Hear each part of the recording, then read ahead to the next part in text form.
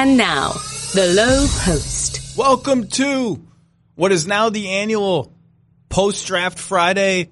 Oh my God, how many people and picks got traded? How many things am I going to screw up in the next Lowe Post podcast, where I am thrilled to be joined by our draft guru, Jonathan Givony. How are you? I'm doing great. How are you? You doing great? I'm feeling awesome. Yeah, I'm ready to do this again. Let's go. Bobby Marks, how are you? I'm better when I think I operate better when I'm only on 2.5 hours sleep. Bobby Marks was just telling me the story that he went back to his hotel at 2:30 in the morning after our copious draft coverage, where about 400 second-round picks changed hands in an hour, and then was updating cap sheets at 2:30 in the morning, which is both inspirational and quite sad, I think. I do not want to do this on Saturday. Update I want to go home and see my kids for the first time in 2 weeks, and I don't want to update my cap sheets tomorrow. This is actually going to be quite interesting. We now have 9 days before free agency, which is an unusually long time. Now, free agency has clearly already started. There's rumors of deals and opt-outs and this and that. But, I wonder how the next 9 days is going to be. It could be, knock on wood, a little bit quiet. Spoiler alert, it's not going to be quiet. And every time you think you're going to have a little afternoon with your kid, it's not going to happen. Okay, let's digest some of the crazy things that happened at the draft, which wasn't that crazy, but the sheer volume of stuff moving around got a little bit overwhelming. Let's start with the Pelicans, because David Griffin turned number 4 into number 8, number 17, number 35, and off the top of my head, I don't even remember what the hell happened with number 35. I think they kept it and took someone I never heard of, right? Didi Lozada. That guy good? He's solid. I mean, he's got a chance to be like a 3-and-D guy a couple years from now. Okay. And they also got Cleveland's 2020 first, which I think is top 10 protected, was the old Kyle Korver first, so it will be 2 seconds because Cleveland is going to be terrible next year, and barring some sort of crazy set of circumstances, that'll be 2 seconds. All of the draft nicks say that is wonderful return for trading down what ended up being 4 spots. Is that about right? Like all the people who do that, like Pelton has his version of the Dallas Cowboys pick value chart. Like that seems like a lot to trade out at number 4, and Griff now has turned Anthony Davis into so many draft picks that I've lost track. I mean, when you see which players win the second round and what the actual value was and, all the craziness, I feel like if you like a player like Atlanta does, you make a strong move to go get that pick. I mean, it was obvious that DeAndre Hunter was their guy. And, I'm a fan of aggressive moves. And so I think that it was a good trade for both sides. Yeah, New Orleans just has a lot of stuff. Like, they really have a lot of stuff. And they got a couple of good prospects yesterday that people seem to like. So, Bobby, I have you here. The how much cap space do the Lakers have question is now, like, it should appear on the LSAT next year. Like, I don't understand. Like, I've now lost track of where we are, whether this is a 3-team deal or even something greater, whether it's on schedule for a July 6th completion or a July 30th completion. Can you just tell me how much cap space the Lakers are going to have? Yeah, I mean, it depends on if a third team is added. I'm already afraid. I'm already starting to get scared. Right now, if the deal happened on July 6th, just between New Orleans and the Lakers, right? The two teams, what they agreed upon last Saturday, they would have $24 million in cap space, factoring in Anthony Davis not waiving his $4 million trade bonus. That will go up to 28. If he does waive that, the indication is that Davis will not waive that. If the Lakers can find that third team to take on Mo Wagner, Isaac Bonga, Jamario Jones, and ship those players to that team as part of a bigger trade, then they will have $32 million in cap space. You will shed those players there. This is not going to be an Atlanta, Brooklyn, Lakers. This is not going to be one of those big monster five, because everything. So the fact that number 4 already changed hands and number 17 has now changed hands twice, that doesn't make this a 3 and 4 team trade already? No, because what will happen is, Zach, is that you'll have three separate trades here. So you'll have first the Atlanta Brooklyn trade, right? The Taurean Prince, Allen Crabbe trade. So the rights to pick number 17, which is Nickeil Alexander-Walker, will now go to Atlanta. They will have control of that. Then they will do a second trade where it will be the Anthony Davis trade with the Los Angeles Lakers and the Pelicans here, where pick 4 will now be transferred, which is the rights to DeAndre Hunter will be sent to the Pelicans. Then they will do a third trade, which is between Atlanta and New Orleans, and what they agreed upon last night will all be conveyed. So it will be all 3 separate trades that they all have to time separately. 3 conference calls with the league, but that's how the timeline is how it's going to have to be done. So the answer is we still don't know how much cap space the Lakers, even setting aside, let's assume Davis doesn't waive his trade kicker. Let's just take that variable out of it. So that leaves 27 or something like that, or does not 23. Yeah, 24 if he does not waive 23, 24, whatever it is. So we don't know if it's that or 32 or whatever. We still don't know. Between 24 and 32. That's the number we should go by until there is a third team or there is not a third team here. Which is exactly, as you know, that's a big gap. I mean, when you look at from free agency, that could be maybe 3 players, maybe 2. It's an $8 million player right there. And so the current thinking is that the Lakers understood all of this at the time of the trade. Now, I've lost track of who knew what and when. Again, this should be on the LSAT. Yeah, I mean, just talking with people, around the league in the last couple of days, the thinking is that the Lakers knew all along that July 30th was never really going to be in play because New Orleans was not going to be waiting around, and that the goal for them they couldn't wait because they didn't want to have this deal fall through.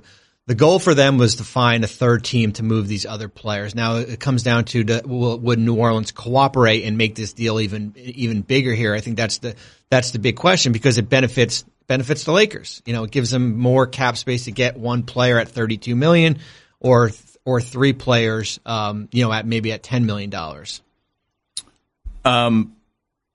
Jonathan, tell me about Jackson Hayes and this idea now that the Pelicans have he's a real center. Zion is a Zion. We'll see what a Zion is. It's very early to talk about how all of these players fit together, but how do all those players fit together? He's a project. It's gonna take him some time. I mean, this is a guy that didn't start in high school until his senior year. If you would have told anybody a year ago that he would be the 8th pick in the draft, people would have told you that you're insane. But just in terms of the physical tools, the size, the length, the mobility, there's a lot to work with. He was best center prospect in the draft. And, it's just interesting to see where the centers go because not a great night to be a big man in the NBA, and we're seeing that trend more and more here. I think it's interesting. I think Zion Williamson is going to play a lot of center next year. That's what it looks like because Jackson Hayes, I mean, I don't know how competitive they're going to be, but he probably isn't ready to play more than 15, 20 minutes per game right now. But long term, there's a lot to work with. How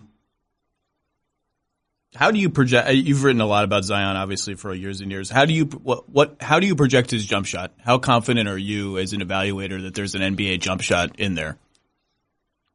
Not that confident, but I'm not sure how much it matters if you use him the way I envision, which is as a Giannis type with the ball in his hands, your primary ball handler, surrounding him with shooters.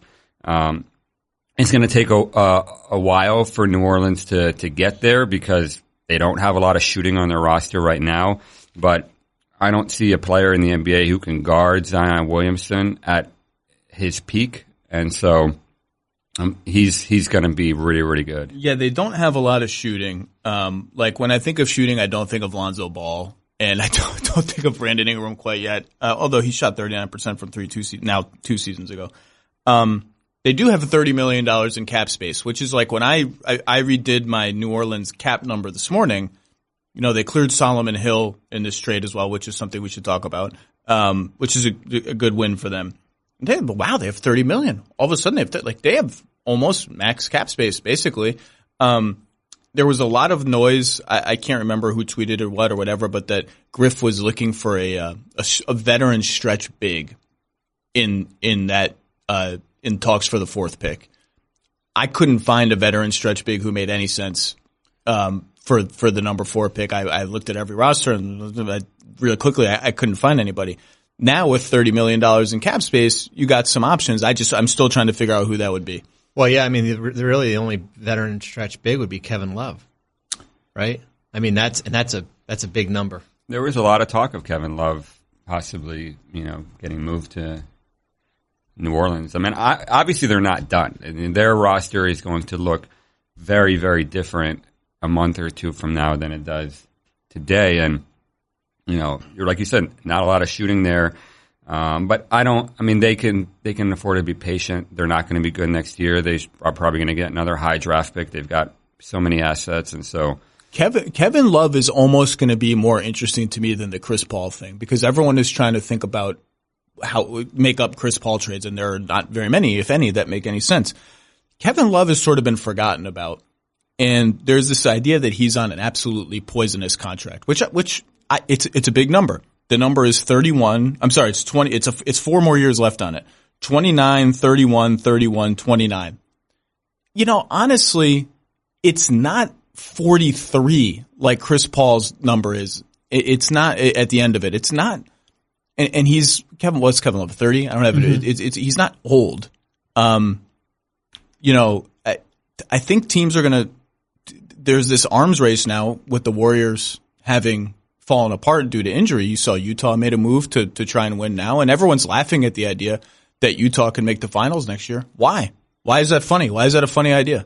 They're a good team. Now they have a huge giant hole at power forward that they need to address, and we can talk about maybe how you address that. I don't think Kevin Love is going to be the answer to that question.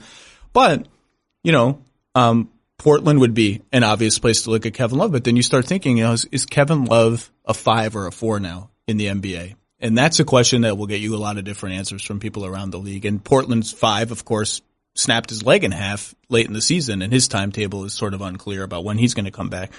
But so what was there was talk about Kevin Love being loosely involved in like number 4 trade talks, right? But and that was like Kevin Love possibly going to New Orleans. Yeah, exactly. I mean, there was just tons of talk about Cleveland making a trade with New Orleans. I mean, everybody was trying to move up to that 4 slot, and some people thought that Kevin Love could be someone that Griff would target. Obviously, he knows him very well. That feels like, even with all the nice things I just said about Kevin Love, that feels like the timetables are not set up correctly. I mean, there's all this noise about Dallas and Al Horford, and there's almost so much noise about Dallas and Al Horford that I'm starting to believe it's one of those game of telephone things that might end up being fake. And there's a 10-year age difference between Al Horford and the 2 core players on Dallas. That one I almost don't mind as much, because those 2 players are already so accomplished that I know what they look like in the NBA. I know what they can do. They're ready to perform in big games for good teams right now, provided Kristaps Porzingis is healthy. New Orleans guys are just, Zion is a we'll see what he does. He's going to be a good rookie, but he's a rookie. Lonzo and Ingram, it almost feels like they need to kind of reboot. Let's figure out who we are in a new environment outside of the circus, outside of LeBron. It just feels like a little soon, a little rush to throw a guy like Kevin Love in there. Let's talk about Atlanta. A year ago, Atlanta got absolutely destroyed. Not on this podcast, by the way. On the post-draft podcast I did last year, I said, look, we're going to have to wait. I understand everyone loves Luka. Luka's the best prospect in the draft. Everyone loves him. I loved him. They traded down and got Trae Young and a future first that is now turned into Cam Reddish. Luka was way better than Trae Young last year. Even when Trae had a really nice last 40 games, even during that span, Luka was a significantly better player. But Trae had a really nice last 30 games. Reddish, I don't really know much about. He's got certainly the big name Duke stuff. How do you think? Start with you. How do you think that trade is going to look in 5 years? The Luka trade, the Luka trade. I mean, Trae Young has been really good, so I think it's going to look good for both sides. I mean, they obviously invested in Trae, and they set up their whole team around him, and they're continuing to do that with Reddish and DeAndre Hunter. Unlike a lot of teams last night, you can see an outline of a plan for the Atlanta Hawks. They have a blueprint of what they want to do. They have a style of play. They have a style of player that they like, and so I think it's they're putting Trae Young and the players that they draft in a position to be successful, which, a lot of the teams last night, you're like, just what the hell are they doing? I mean, what is the plan here? Yeah, give me your what is the plan here teams, because we were talking a little bit about before the pod. Give me your what, because one of your what is the plan here teams surprised me on multiple levels. Phoenix Suns? No, that we're going to talk about in a second, because that's not a surprise. The Spurs is the one that surprised me. Yeah, I mean, draft, you always associate international players with the Spurs, but I probably had 7 different international scouts reach out to me and say, did I just miss the boat on Luka Samanic? Because international scouts did not like this kid. They were worried about his toughness. They were worried about his mentality. And they're all saying, okay, if you love Luka Samanic, just draft him at 29. I mean, this is like, the Monday, the quarterbacking that goes after the draft. Who knows if he would have been there? I know that he was very nervous on draft night about where he might end up. There was a lot of talk that he's going to drop to the second round. So, getting Keldon Johnson at 29, you could have easily have flipped those 2 guys. And so, that's interesting. That is that fluid. The whole draft is honestly really fluid. I mean, Bol went 44, and Justin. So what's James. the deal with Bol? As someone who does are the medicals just like? Is he just a broken foot waiting to happen tomorrow? Is he there's characters to how the hell does Bol go from top 5, then he gets injured, to still in the green room, which huge catastrophe of everyone who organized that. Good, well done. Can I say something real quick? Yes. I think we need to go back to just inviting 12 to 14. Why guys. are there 24 dudes there? I mean, you're setting yourself up for Rashard Lewis part. At least Rashard went in 30. Was there 30? Maybe the first pick in the second round, I think. Maybe the first or second. But this was talking about feeling. We got to a point, I think, before the Nasir Little pick, I think we had 6 players still left in that green room last night. Serve them food at least or something. Bring some food out. He's going to be sitting there the whole night. So what's the deal with Bol? Tell me about what happened. I don't understand. It's a combination of intel, medicals, and then weighing 208 pounds. If you're a center in the NBA, it's hard to be under 210 pounds. And so, a lot of teams told me we had this guy top 20 on our board. It was going to be such a huge endeavor for our staff. And we just didn't want to put them through it. Honestly, we just didn't have the patience. I mean, it would have been a daily thing of holding his hand.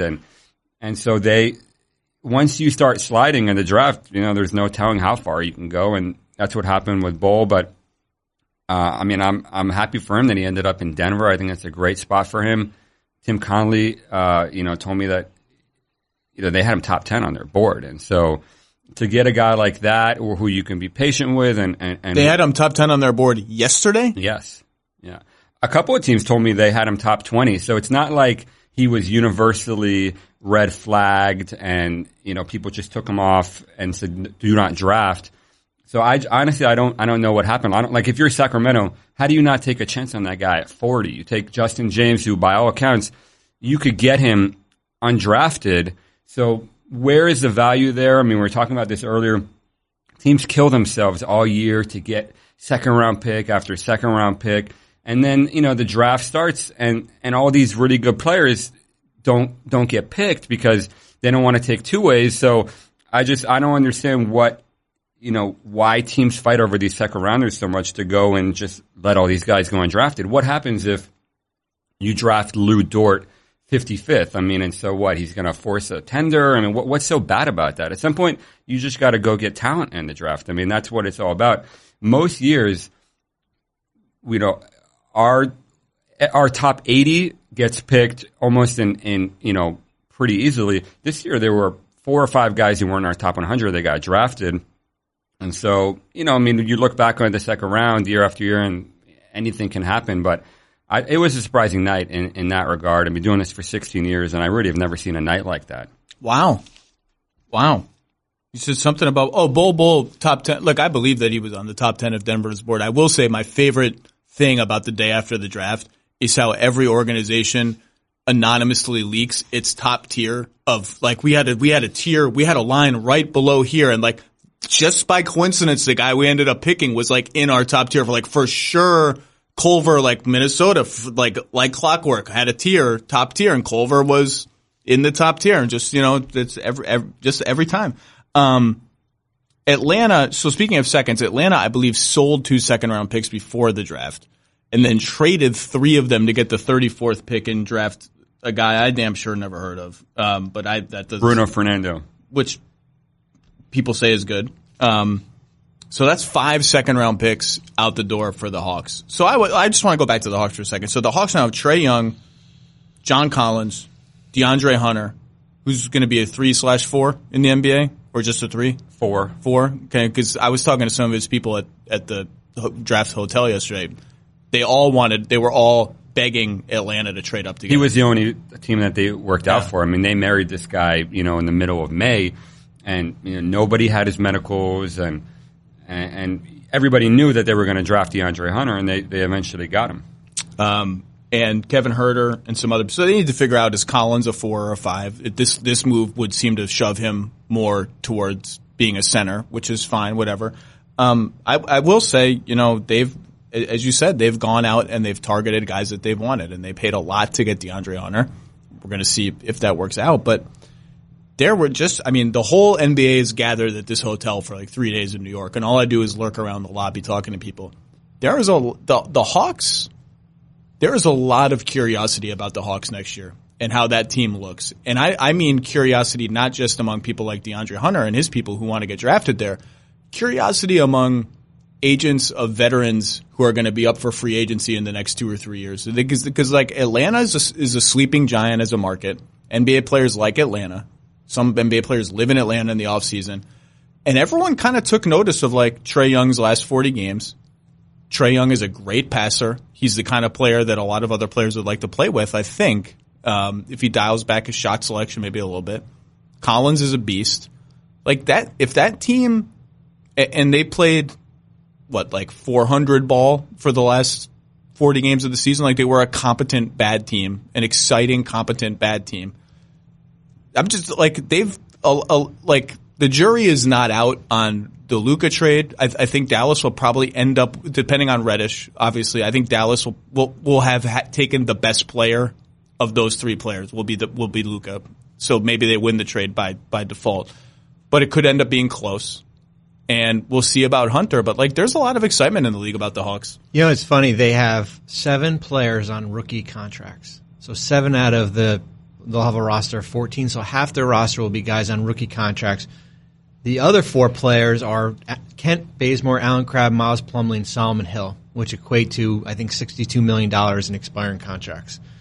And next year, you're right, Zach, they've lined their books up. They've got $15 million in guaranteed money here to either keep on doing what they're doing. Trae Young's not up until 2022 for a new contract.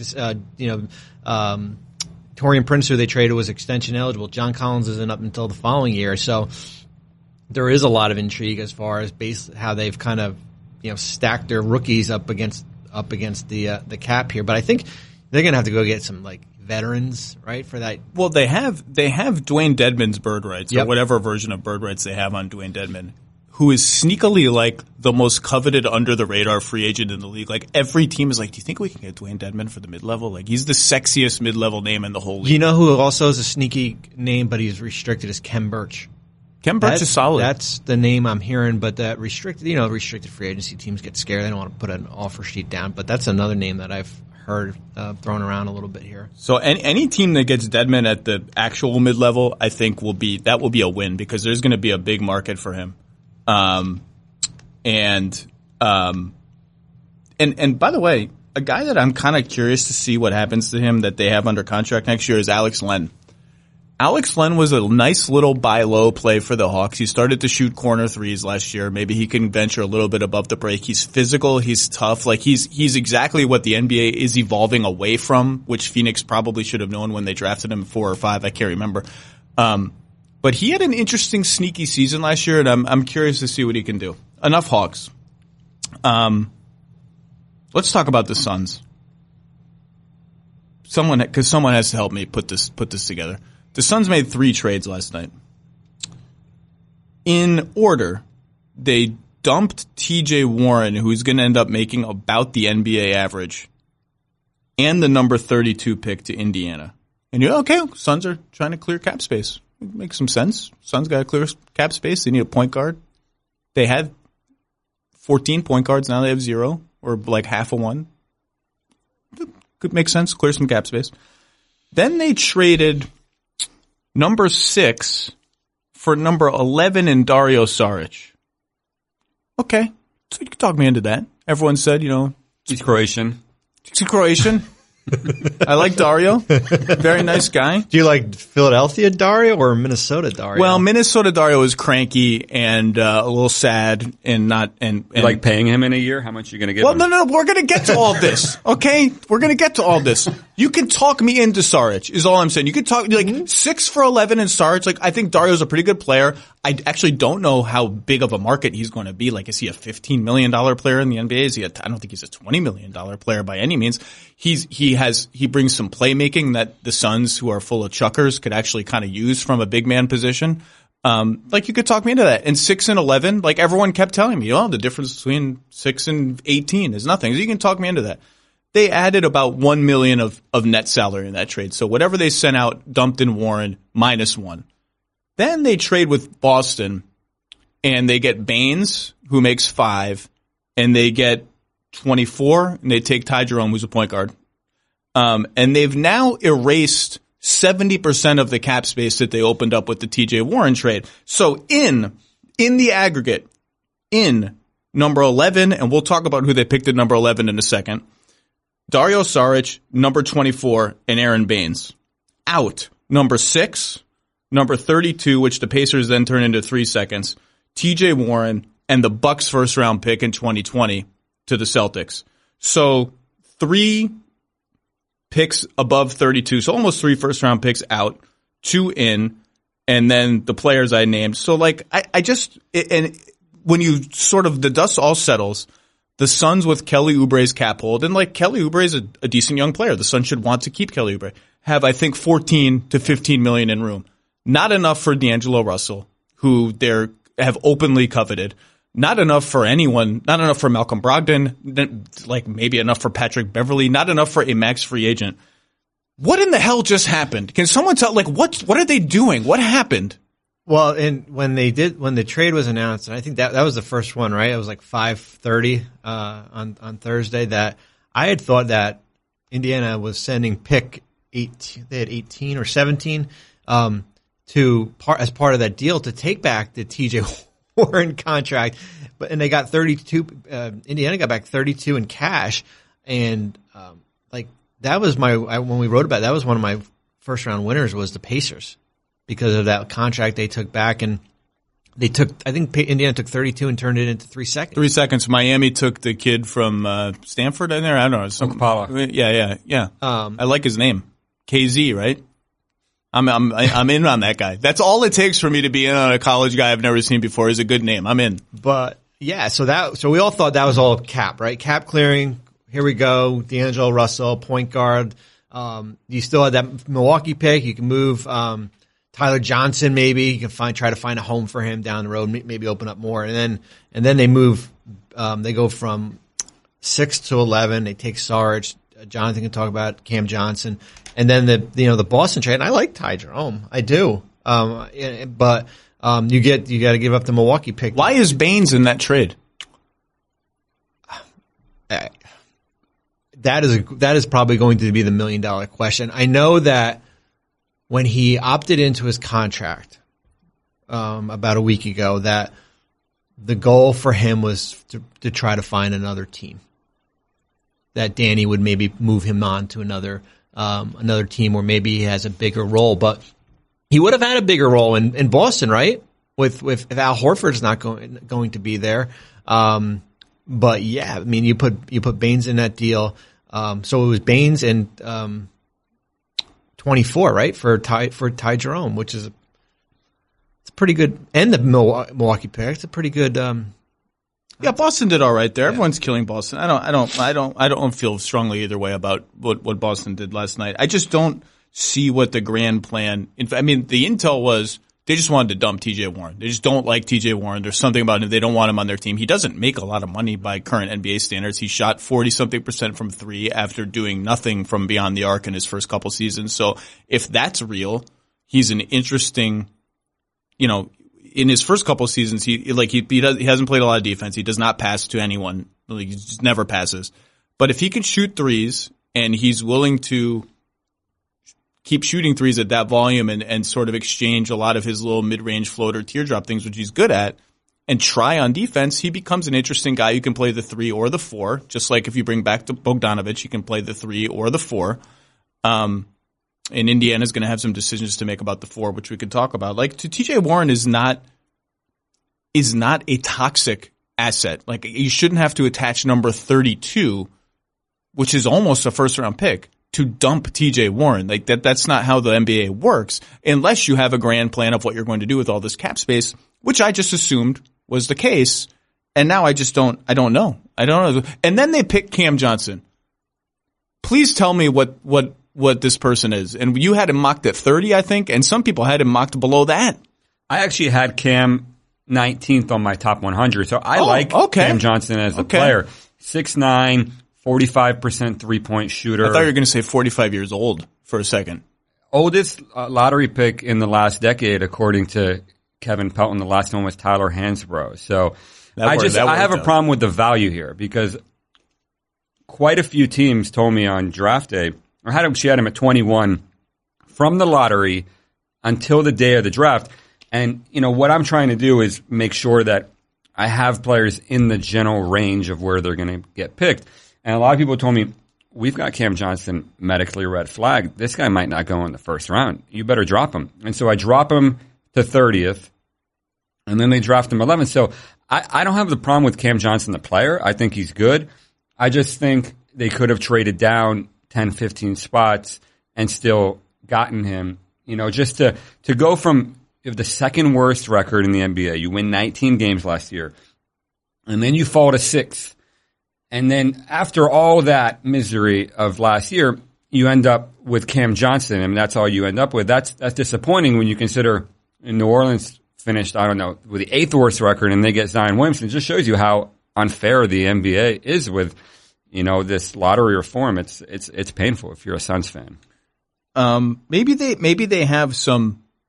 I'm willing to give them like a very slight benefit of the doubt, even though they had a goat in their GM's office a couple years ago. Like, I'm willing to give them like maybe that there's a larger plan here, but with 15 million or 24 million if they renounce Oubre, that's still not enough to get you to D'Angelo Russell's max number, but it gets you close. You're like one transaction away. We'll see what they do. But this is like, you understand. You ask yourself, like, why is Tyler Johnson on this team? Like, what is he doing here? It's like Brandon Knight, which it turned out to be a huge mistake, becomes Ryan Anderson, becomes Tyler Johnson. And then, like, this is one of those things, like, when they extended Booker at 12:01 a.m. with a max, I think, right? Yeah. First guy off the board. I didn't mind. Like, I get why teams do that. You particularly a team like the Suns, who's trying to prove to the larger NBA, we take care of our players. We're a competent organization. You should want your players to come to us. Like, you got to take care of your guys. And so you applaud that and say, maybe Devin Booker, he's going to have to grow into that role. I'm a Booker optimist. I've said that many times on this podcast. I'm higher on him than a lot of people. So it's fine.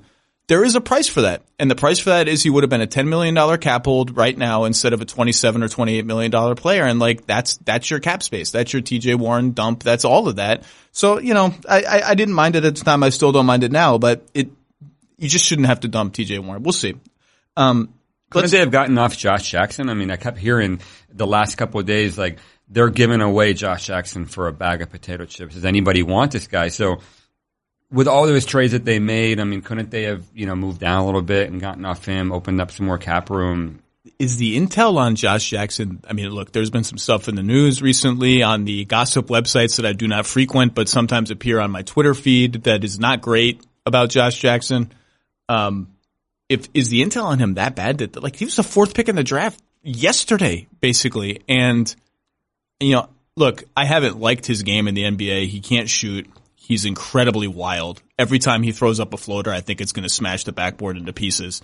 But but he's got some tools and he's got some feel as a passer when he directs his game that way. Like, he's got enough stuff that if his off-court life is somewhat in order, I could see a team being like, you know what, let's just get him in here, get him into our culture and see what we can make him, because he's not hopeless, I don't think. They're just trying to give him away. That's what it sounds like. I mean, teams are just hoarding cap space so closely that's a pretty big number, I guess, and everybody wants to keep their cap clean, and so I could see him getting moved later on in the summer once teams strike out on some free agents. It'll be interesting if they even pick up his option. Wow. 8-9 for next year, for 2020-21 for his fourth year. So this is the team that just did not pick up Dragonbender's option, did not pick up Marquise Chris's option. That's not great. Let's talk about the Nets and D'Angelo Russell since we're here. Phoenix right now does not have room for D'Angelo Russell, although there's lots of, you can do sign and trades, there's all sorts of things. Dallas has all this cap space, about 30, right? We'll see who they target with it. The Knicks are a big fat TBD right now. Indiana needs a point guard. All the intel is Rubio. I think that is the leading candidate, but they have other options there that they're going to look at. The Lakers, we just had the whole discussion about, I can't figure out how much cap space they have and what they're going to do with it. If Kemba Walker leaves, Charlotte needs a point guard. Don't have a lot of cap flexibility to get one. Interesting debate about Boston. If Kyrie leaves, which we're going to talk about now, and they bring back Rozier, do they need to spend any cap room on a point guard, or should they spend their cap room in other places? Should they just roll with Rozier and Marcus Smart and maybe Brad Wanamaker and leave it there? That's an interesting one. Orlando has DJ Augustine going into in his last year of his contract and Markelle Fultz, sure, I don't know. Detroit would love to have Reggie Jackson be gone, I think, and he will be after next season, but they don't have any space to do anything. The Wizards have John Wall and Satoransky heading into free agency. Minnesota's up to something. Minnesota is up to something. They made that trade last night, which everyone seemed to like. This Culver kid will fit well with them. They have all these wings now. Obviously, they'd love to get off Wiggins. There's been a lot of Minnesota D'Angelo Russell noise, and it's not all Karl Towns commenting on Instagram because they're friends. Minnesota has communicated to the league, not the NBA league, just the league at large, that they believe they have a pathway to get D'Angelo Russell. I can't see what it is because they're capped out and they have all these contracts nobody wants, but they've communicated that, so TBD. Then the New York Post drops this story 2 days ago about how the Nets are beginning to agonize on Kyrie. That the Nets are having an internal debate about what have we gotten ourselves into here? And I believe that story is accurate. And Woj has said on TV already many times, the Nets have contemplated, would we bring Kyrie here in a vacuum? And I've always said that's not the plan. That obviously wasn't the plan. The Allen Crabbe trade telegraphed that the plan was Kyrie plus someone better than Kyrie who's coming because Kyrie is coming. And that someone better tore his Achilles during the finals and has thrown, and the ripple effects of that are rippling all over the league. The Nets made another trade last night. They traded 27 to the Clippers and for some stuff. First, they got that Philly first. They got the Philly first, which is actually a really interesting trade. We should talk about it. It's an interesting trade from both perspectives. But the net result for the Nets, no pun intended, is that they cleared another $1.8 million in cap space. They are now very close to the two max slots, the 30% for Kyrie and the 35% for, let's call him KD. Just throw some letters out there. Just call him KD. They are now close enough that they can make that happen without trading Taurean Prince. They might have to trade Musa or somebody like that. It appears that's going to be the plan here. What does that mean for Russell? Do we know? What can we say about the Nets? We can say is, and I don't want to hurt Net or scare Nets fans, but I would be concerned about Kyrie Irving as a solo act. And I've seen that solo act before, and his name was Darren Williams. And I don't want to compare the two as far as, style, both, different styles there, but as far as on the court, off the court, little moody here. Is he a good teammate? All those questions there. And I think we all know how that worked out for all of us. You're currently on this podcast. I'm talking to you. I wouldn't say that Kyrie will be sitting in the Sean Marks' office on the couch, when we're doing free agent stuff like Darren did, and is pondering what guys we should go out and sign. But I would say I think that article is accurate. I would, it's a debate like, who would you rather have, D'Angelo Russell or Kyrie Irving? Well, Woj has already said it. Like, that article wasn't the first place to say it. I think it was the first place in print to say it. But Woj just said, on TV that. So not to spoil a column, I might write, but you just asked the question. And if you poll league executives, and I've probably polled 24 by now, with this question, in a vacuum, no Kevin Durant, no star number 2, whoever that is Kyrie Irving, just make up the number, whatever it ends up being, $8 million better than D'Angelo Russell in a vacuum? I would say of the people I've polled, 2/3 say yes, 1/3 say no, especially not with what he's going to bring off the floor, or to your locker room or whatever it is, or what has happened in his previous stops. All that said, I still think if Kyrie wants to come to Brooklyn, the Nets will make that happen. But that's an interesting question. And if you boil down whatever discussion is going on in Brooklyn, reportedly, that's what it is. Is if the second guy is either not Durant or the Achilles is throwing the whole thing into question, because you just can't assume Kevin Durant is Kevin Durant ever again. Like, that's not how Achilles injuries works. I hope he is. I hope that turns out to be the case. And if the second star is just name one of the. What happens if the second, and he's not a star, but he's probably going to get a max. What happens if the second guy is Tobias Harris? This is what I'm saying. If the second guy, just name a guy who's not one of the 5 best free agents. So that's not Kyrie in a vacuum. That's Kyrie plus someone that wasn't really our plan A or plan B. Is Kyrie that much better than D'Angelo Russell? And is that other guy that good that it being whatever baggage comes along with it is worth it?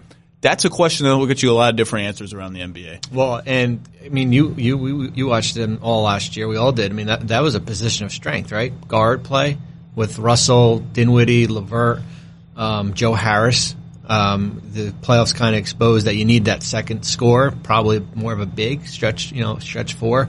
And it's like with D'Angelo, it's like I think I wrote about it. It's like the analytics versus the eye test. Like, the analytics are not like a D'Angelo. They are a D'Angelo Russell fan.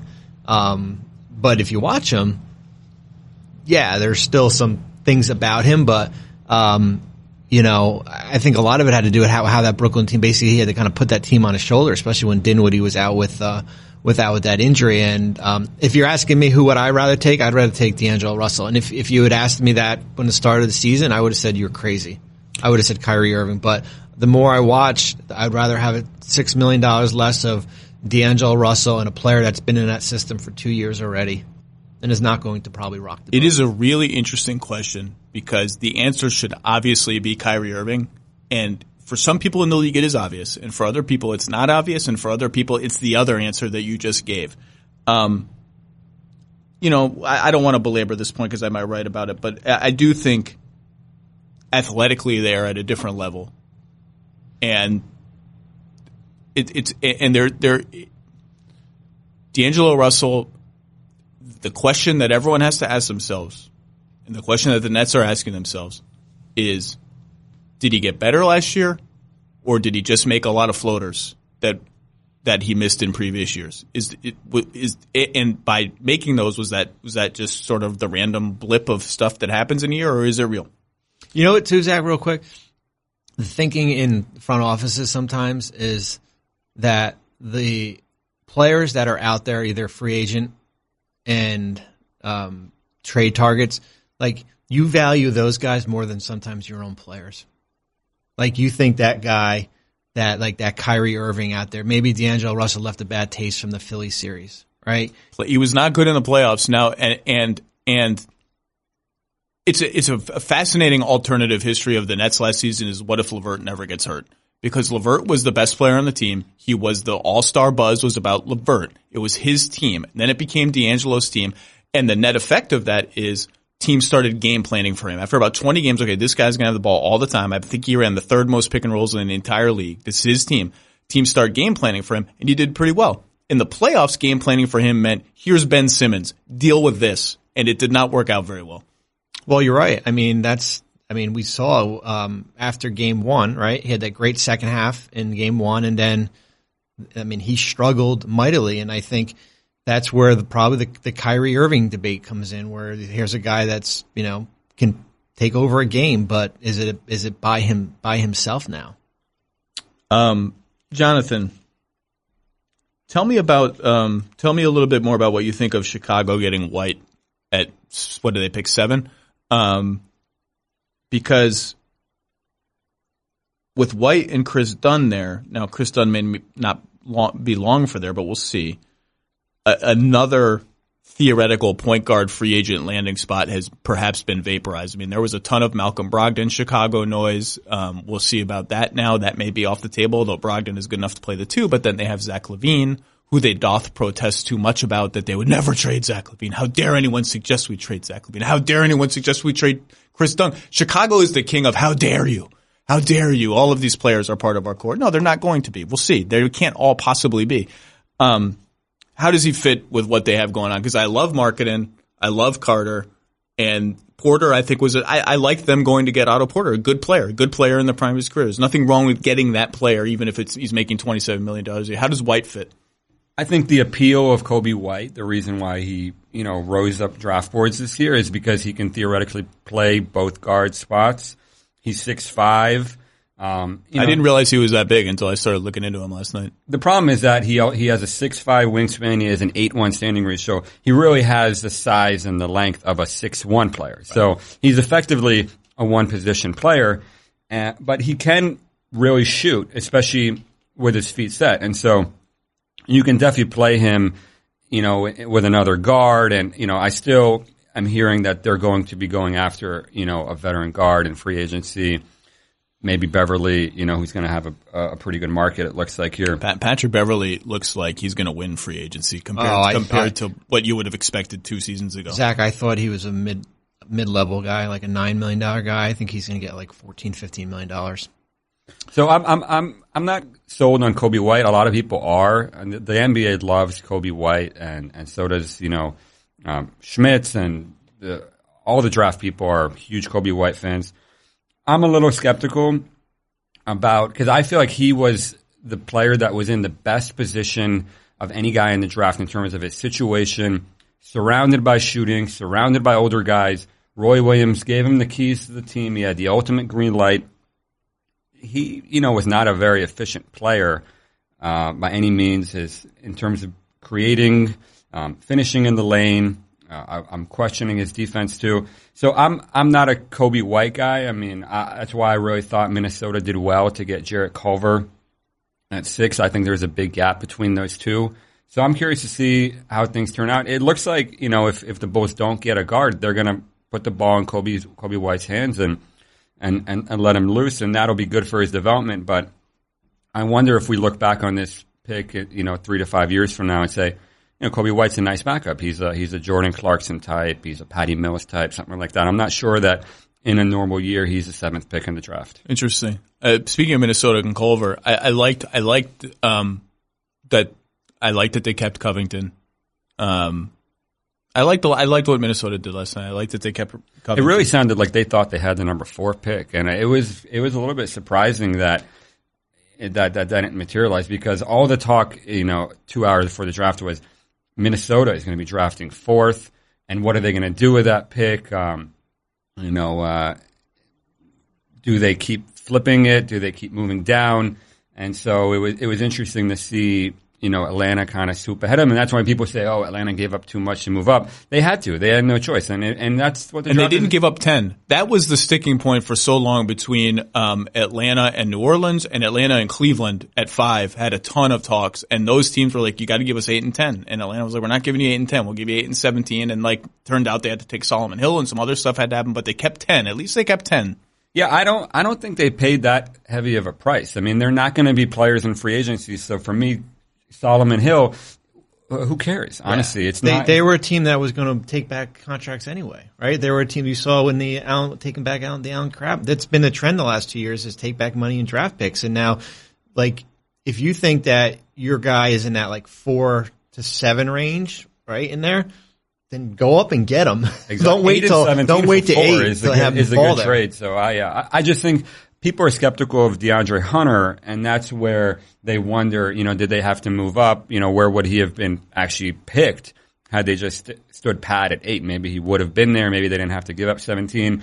And so it'll be interesting to see where DeAndre, what kind of player DeAndre Hunter turns into, because there's, very differing opinions on how good he is. He's an older player, not the most athletic guy, can't really create his own shot.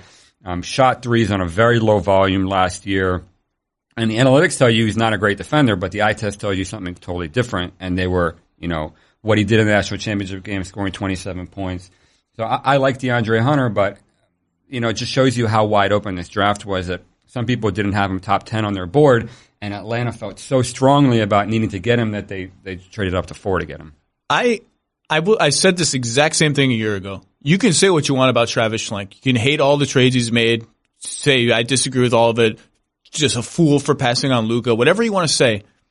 So many GMs get their first job or their second job or their third job, and their number one priority is keeping their job.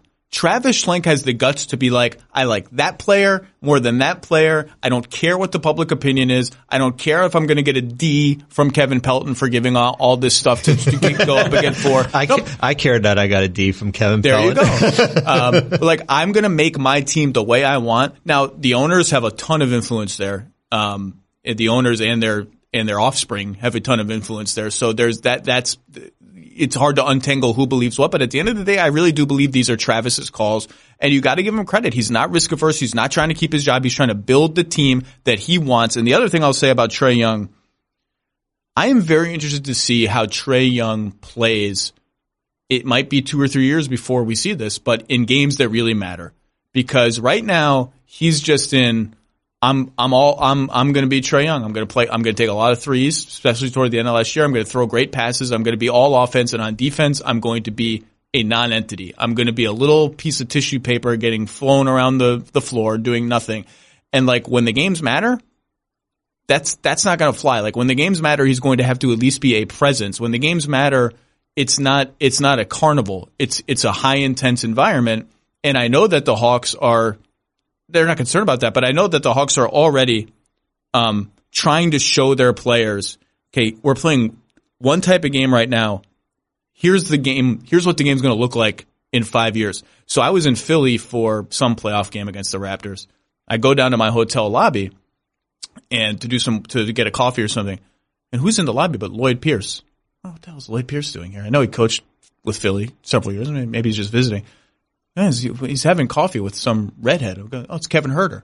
And so Lloyd Pierce did the thing that Brett Brown did where he took all his young players and said, you know what? We're sitting courtside at an elimination game in the conference finals because I want you to see what this looks like. I went up and talked to them. That's what they were there to do.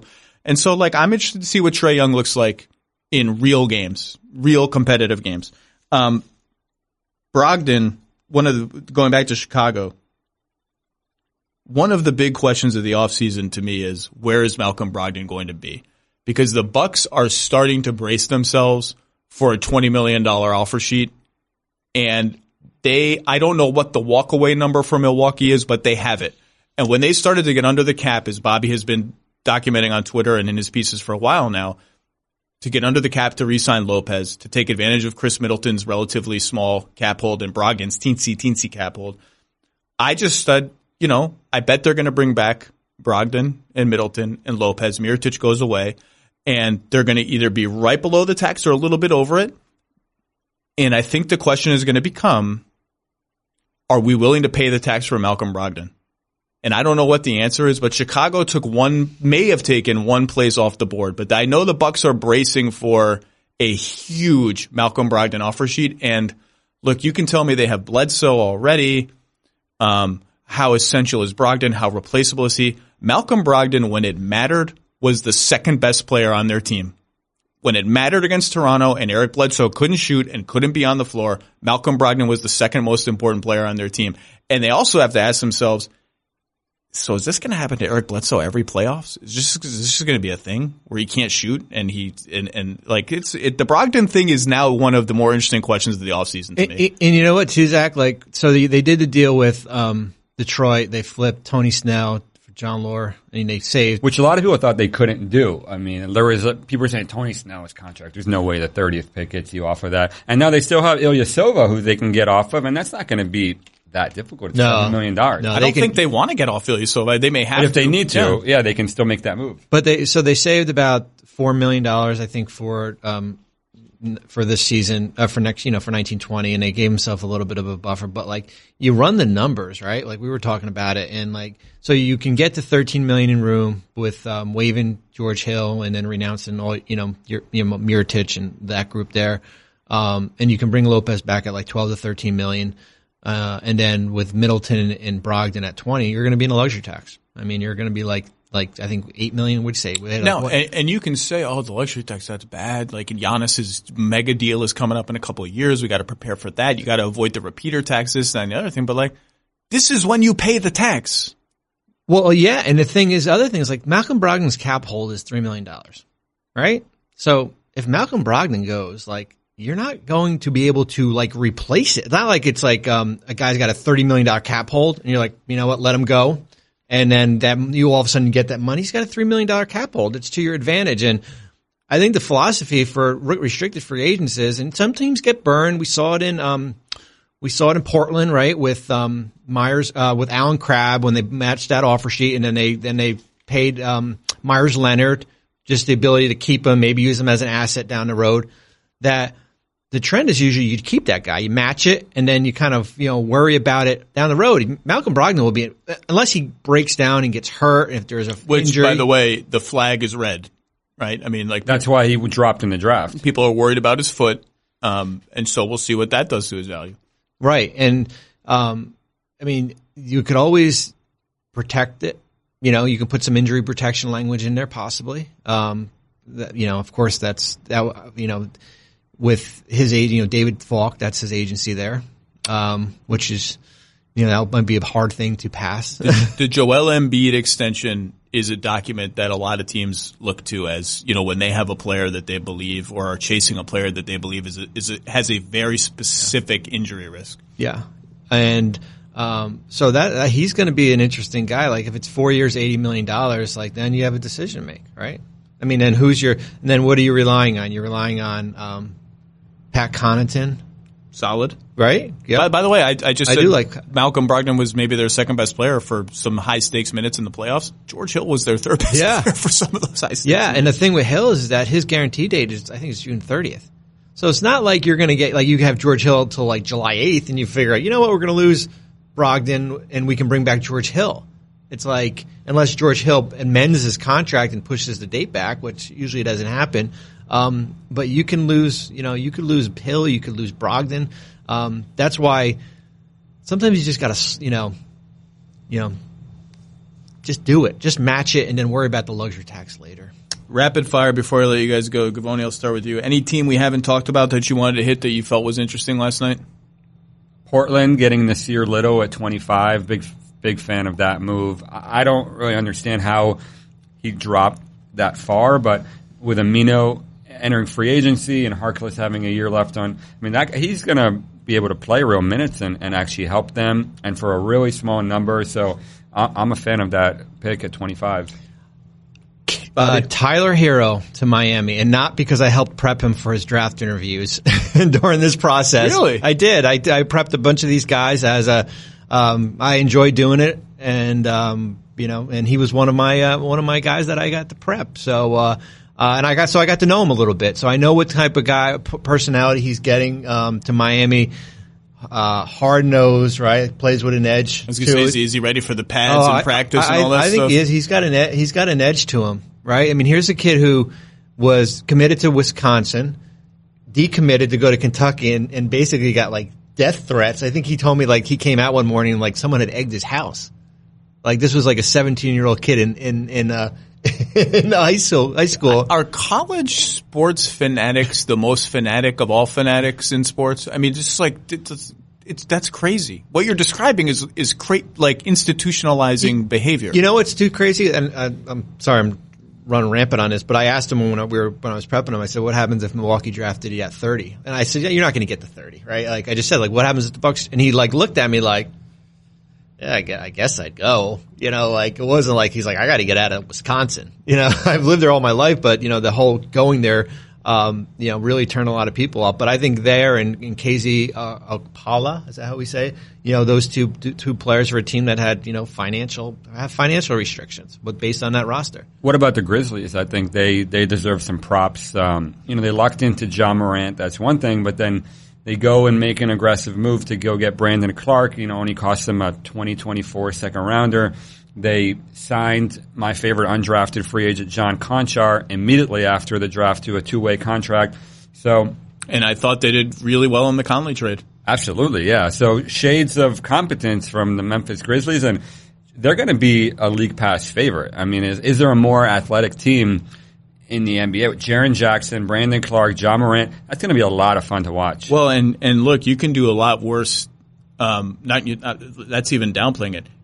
If you're in a full rebuild, which they now are, you get to start with Morant and Jaren Jackson Jr. Like, look, I'll learn more about Morant as he plays, but all of the reports are amazing. He's the number 2 pick in the draft. And Jaren Jackson Jr., I voted him 3rd rookie of the year, even though he missed 25, 30 games. I thought he was awesome. I would have voted him 2nd rookie of the year had he been healthy all season. I put him 1st team all rookie, all of that. I thought he was fantastic. He can play 4 or 5. You can build your team however you want around him. I think they got decisions to make with Valanciunas. I would worry about getting a little too excited about all the scoring numbers he put up in Memphis and giving him a number that's a little scary. But now that you get Brandon Clark, I think that maybe eases. You know, this guy is turning 23 in September. He's a little bit like Jaren Jackson. He, you know, probably the best athlete in the draft after Zion or Ja. Best shot blocker in college basketball, can switch on everything. Lob catcher, shot 70% from the field. And I think he's going to end up being a good shooter as well. So Brandon Clark, to get that guy at 21, I think is a huge steal. I'm interested in Indiana, who had the Goga guy fall to them, another center. I thought they did well, as we talked about, to get Warren. Then they traded the pick they got for Warren for 3 seconds. And they have Sabonis and Turner. And the whole league is watching and wondering, you really going to do that? You're really going to play both those guys together? How long is that going to last? What's it going to cost us to get Sabonis? What's it going to cost us to get Turner? They drafted another center. Now, I don't know how far he is away. I mean, you can tell me. But the plan right now, and Warren kind of slid down to becoming a 4 in Phoenix, right? The plan right now is, I think the Pacers are going to give it a shot and start Sabonis and Turner together, play Sabonis as essentially your 4 defensively, which is what he was last year when they played together, and see how that goes, which means Thad Young is out the door. And Thad Young can help a lot of teams, including Utah, who has a big hole at the 4. Maybe not the shooter that they want, but certainly the kind of defender that they're going to need on their team. Indiana's got, and they obviously have a big hole at point guard. They've got Bogdanovich going into free agency. They have a walkaway number for Bogdanovich. I don't know what it is, but he's going to get a lot of money. And he's a good player. Responded well to Oladipo's injury and being elevated into it. The Indiana's got a lot of balls in play. Now tell me about Goga. Goga is ready. I mean, this is a guy that averaged 12 and 6 in 24 minutes in the EuroLeague. You know, big body, 7 feet tall, 250 pounds. There's a lot of polish there, and so he's ready to come and play 15, 20 minutes a game for you, I think. And it just shows you how down I think the league is on centers right now, that he drops to 18. You know, he was the second center drafted. I mean, that 10, 15 years ago, that never happens. And so I think Goga is I'm also curious to see how does he fit in. But if you're playing 2 bigs at the same time, then you need a third one who's competent. Yeah, he's got minutes. And Goga can shoot. And so that's going to help him play with Sabonis. And they have to decide, is TJ Leaf going to be part of our team? Is he going to be part of the rotation? How big of a deal is he going to be? Indiana's got some interesting decisions to make, and obviously they have to see when and how Oladipo comes back. But people kind of forgot about them after he got hurt and they got swept in the first round, but they had an interesting night last night. All right, well, we have 9 days until free agency starts, which means we probably have about 90 minutes before there's significant breaking news. Bobby Marks, you got to go spend some time with your family. Jonathan Givony, you live here, so I don't know what you got to go do, but you got to go do something. You guys are both very busy. We're all sleep deprived today. Thank you very much for taking any time out to join us, and we'll have to do it again next year. This was fun. Thanks, Zach.